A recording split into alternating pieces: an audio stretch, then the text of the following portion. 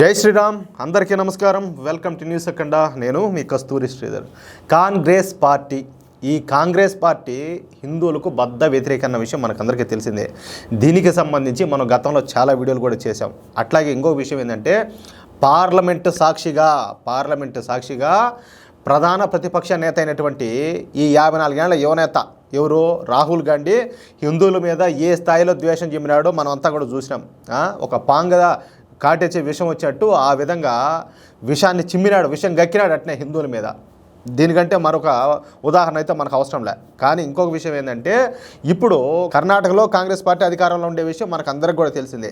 ఇప్పుడు అక్కడ కూడా హిందువుల మీద ఏ స్థాయిలో విషయం చిమ్ముతా ఉన్నారో, హిందూ వ్యతిరేకత ఏ స్థాయిలో చూపిస్తూ ఉన్నారో చెప్పడానికి మీకు ఇంకొక ఉదాహరణ అయితే నేను తీసుకొచ్చిన. ఇంకో విషయం ఏంటంటే ఇక్కడ కొంతమంది ఉన్నారు, ఎవరు వాళ్ళ బానిసలు. వాళ్ళు ఏందయ్యా అంటే నువ్వు ఎంత చెప్పు, ఎంత చెయ్యి, ఏం చేసినా కూడా వాళ్ళని పట్టుకొని లూలాడుతూనే ఉంటారు. అంత బానిసత్వానికి పరాకాష్ట అన్నమాట.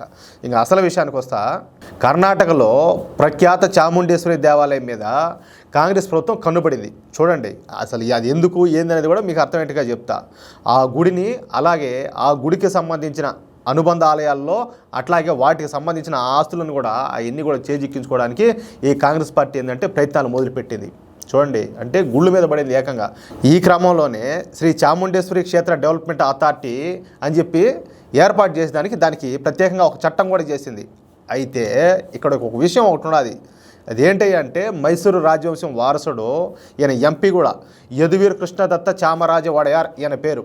ఈయన వచ్చేసి ఈ అంశం మీద హైకోర్టుకు పోయినాడు. అసలు వాళ్ళు చట్టం చేసేది ఏంది, ఈయన కోర్టుకు పోయేది ఏంది అనుకుంటారా? చెప్తా, మీకు అర్థమయ్యేది చెప్తా. ఈ సందర్భంగా ఆయన మాట్లాడుతా, అథారిటీ ఏర్పాటు ద్వారా చాముండేశ్వరి హిల్స్ మీద నియంత్రణ సాధించడానికి కర్ణాటక ప్రభుత్వం చేస్తున్న ప్రయత్నాలను అడ్డుకోవాలని చెప్పేసి ఆయన కోర్టుకు పోయినాడు.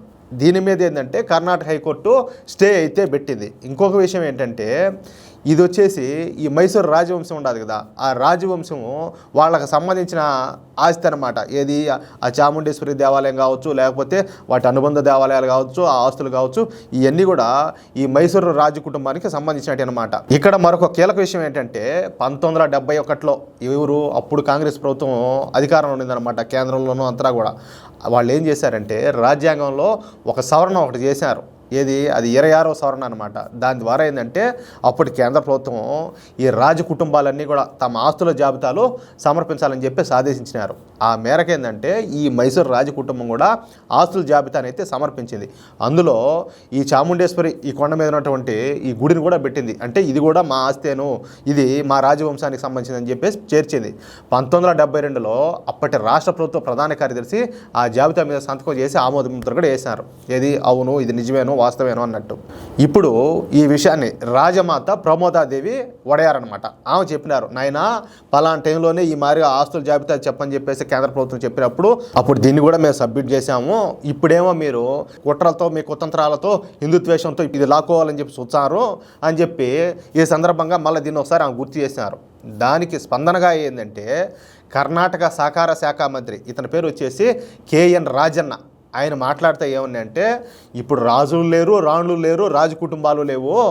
ఏమే బెంగళూరు ప్యాలెస్ గురించి ఇదే విషయం మీద ఇప్పుడు ఇదే గొడవ సుప్రీంకోర్టులో జరుగుతుంది. కాబట్టి ఈ రాజ కుటుంబపు ఆస్తిని అయితే పంచిపెట్టాలా, కర్ణాటకతో పాటు మరికొన్ని రాష్ట్ర ప్రభుత్వాలు కూడా పంచిపెట్టాలా అని చెప్పి ఆయన మాట్లాడినాడు. చూడండి, అంటే రాజ్యాలు లేవంట, రాజులు లేరంట, రాణులు లేరంట. కాబట్టి ఆ ఆస్తులను పంచిపెట్టాలంట అందరికీ. ఇప్పుడు కాదు, మైసూర్ ప్యాలెస్ అని చెప్పేది మనం చిన్నప్పటి నుంచి మనం వింటానే ఉన్నాం. ఎంతమంది చూసారో చూడలేదు అది వేరే విషయం పక్కన పెడితే, మైసూర్ రాజు కుటుంబము, మైసూర్ ప్యాలెస్ అని చెప్పేసి మనం అందరం వింటూ ఉంటాం. ఇంకో విషయం ఏంటంటే దసరా వేడుకలు గొప్ప ఎత్తున చేస్తారు వాళ్ళు అక్కడ దగ్గరుండి.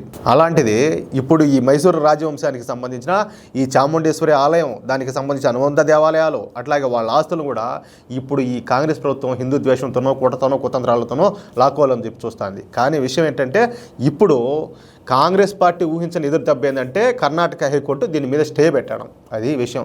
దీన్ని బట్టి మనం అర్థం చేసుకోవచ్చు. అంటే వాళ్ళ జీవితంలో వాళ్ళ గడిపే సమయంలో ప్రతి క్షణం కూడా హిందువుల మీద ద్వేషం చెమ్మడానికి, హిందువులను ఏదో ఒక విధంగా నాశనం చేయడానికి వాళ్ళు ప్రయత్నం చేస్తున్నారని చెప్పడానికి ఈ న్యూస్ మరొక ఉదాహరణ.